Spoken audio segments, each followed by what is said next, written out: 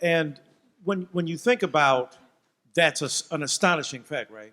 But then we're not surprised given the current climate of politics in which we are presently embroiled.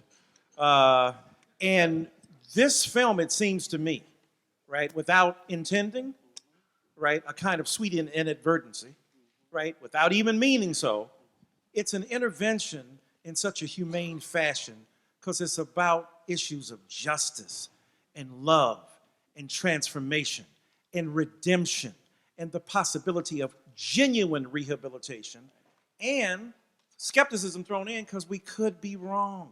We could be killing folk that we shouldn't be killing, right? So in light of the DOJ reinstituting federally the death penalty, do you think this film is a wedge and a witness to try to say, let's back up a bit? What do you think, in terms of cinematic? I mean, one of the biggest things that, Bryan said after he saw the movie to me was he hopes that this could be a tool. He thinks it's going to be a tool to make his job easier, or to help him, with his battles that he has in courts.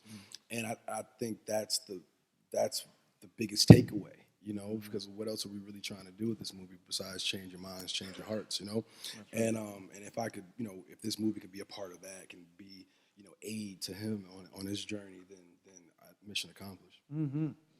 And just on that, my hope is that, for me, when you think about things like the death penalty, what we've been trying to do in our legal work is just to shift the question, the frame. Most people think that they should decide whether they support the death penalty or not by asking, do people deserve to die for the crimes they've committed? I think that's the wrong question. The threshold question is, do we deserve to kill? If we have a criminal justice system,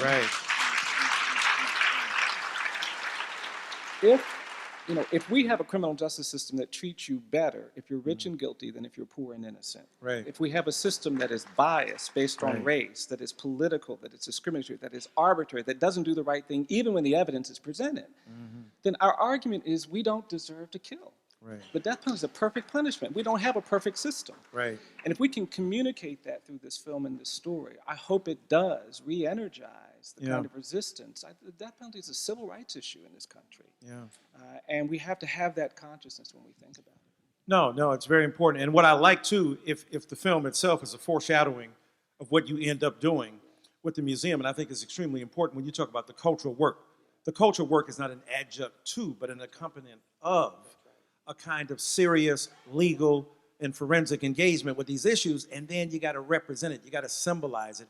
And doing that cultural work, you mentioned it in the film. It's mentioned in the film about people not knowing about lynching bees, picnics that were celebrating the loss of black flesh, gasping at its last moment, and then kind of racial pornography, consuming black bodies for sport. So tell us why the work that is done in this film is also tantamount to what that work is being done culturally in that museum. Well, I think, again, and Niija and Michael can talk about this. There was a commitment even before we started to diversity, to kind of changing the way storytelling is typically done. And I think it's important that they talk about it. But from my perspective, there is this line that we have to hold up. You cannot understand what we're going through today without understanding this history of brutality directed at black people. It was 1644 when Maryland actually created a new set of laws specifically for Negroes. It's 30 years after the first Africans come in 1619. And 30 years later, they had already created new laws. And they actually articulate how you can cut off a black person's head, you can sever a limb, you can gouge out their eyes, you can cut their tongues out in statute. And we became acculturated to that violence, and it goes on through the slavery era. And then that period of lynching, it was just so brutal, and I don't think we've talked about it, because lynching was racial terrorism. Black people were pulled out of their homes, they were killed, they were drowned, they were burned, they were menaced. Older people of color come up to me sometimes and say, Mr. Stevenson, I get angry when I hear somebody talking about how we're dealing with domestic terrorism for the first time in our nation's history after 9/11. They said, we grew up with terror. We had to be worrying about, and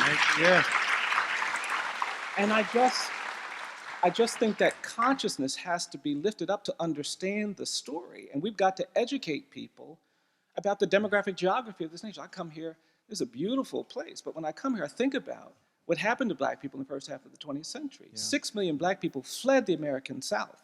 And the black people in Cleveland and Chicago and Detroit and Los Angeles and Oakland didn't go to those communities as immigrants looking for new economic opportunities. They went to those communities as refugees and exiles from terror in the American South. Great point. Yeah. And when you know that people have been terrorized and they're still treated this way, it just gives it a different meaning. But that's why I think the cultural effort, the work of studios and actors, and is really important, getting a broad consciousness about how this should happen. No, it's remarkable. The film is remarkable. As Gore Vidal said, we live in the United States of amnesia, right?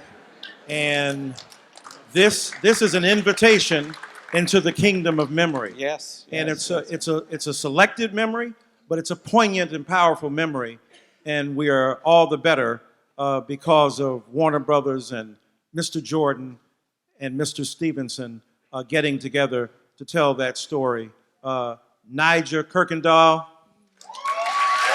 Bryan Stevenson, Michael B. Jordan, A Just Mercy. Check it out. Let's thank them for what they did.